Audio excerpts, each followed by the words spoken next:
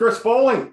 Hey, it's Chris Beyer. What's happening, CB? What is going on? So I think we've got a very great topic to discuss, and something that's extremely relevant to us because we're seeing this happen with many of our clients. So, Mr. Beyer, why don't you kick it off and tell us what our topic is today? Well, the job market is very tight, and we've talked about employers needing to hire team members and they've got open positions, but let's not forget that the HR director and the finance director or CFO role is also a hot job right now. Yes. And we are seeing a ton of movement from one company to the other, new people coming in, people leaving unexpected from that organization. I think we've had 4 or 5 HR professionals leave a client company here in the last few months for better opportunity. Yeah, well, it's we're seeing it in our own organization. Obviously, we're seeing you can't hang on to everybody, and we obviously want the best for our employees. But yes, it is. To me, it goes back to the importance of having a group of people working collectively to become a high-performing organization for many areas. You and I obviously focus on the benefits. Yes, right? On the benefits, but when we look at our highest performing companies, it's not one person making a decision. It's a collective group of people. And I think that's been the difference between the company that is scrambling today because they lost the person or the 1 or 2 people versus the companies that it's a lot of extra work, but people are able to step in because they've been involved. And I think you and I last fall with a client in one thought that we historically worked with only a few people in the organization, and new people wanted to be in those meetings and start having a say in strategy. And thankfully they did, because when the HR director left, you've got operations, you've got president, you've got the CFO, you've got other people that can step in and they're aware of what's going on. And yeah, it's a challenge, but it's not the end for that company. Correct. So I'm going to flip it, which you and I haven't talked about. All right, let's go. Let's look at our own clients and the way you and I engage. It's not just Chris and Chris helping a client. It's a group of people. We've got data people. We've got communication people. And once again, why is that so important?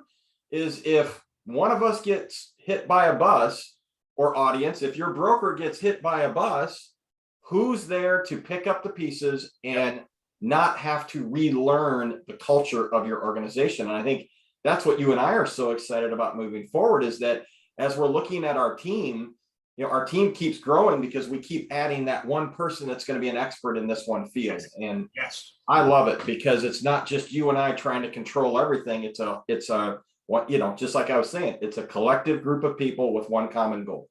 And I think that has shifted in the broker and consultant world in the last 10 years. Yeah. It used to be, and we've seen that too, that we want to be your insurance person. We want to be your guy.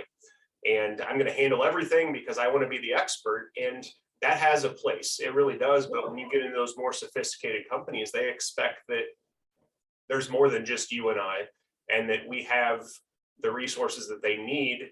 And again, if we're on vacation or something happens to us, that they're not just left hanging because no one else knows what's happening.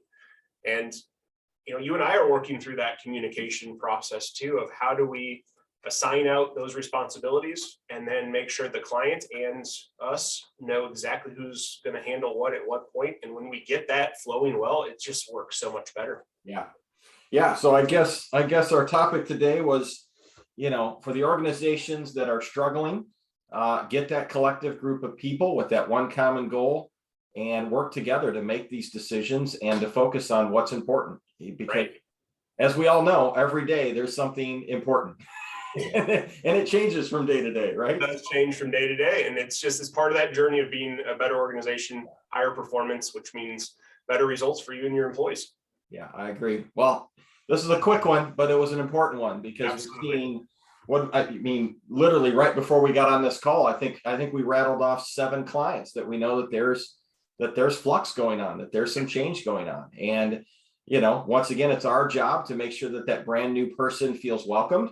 And we really get them on board. We show them some history, we show them where we are today, And you and I love to preach, what is the strategy moving forward? Get that person on board as quick as possible, and also figure out what would they like to see, right? And then plug that into the strategy.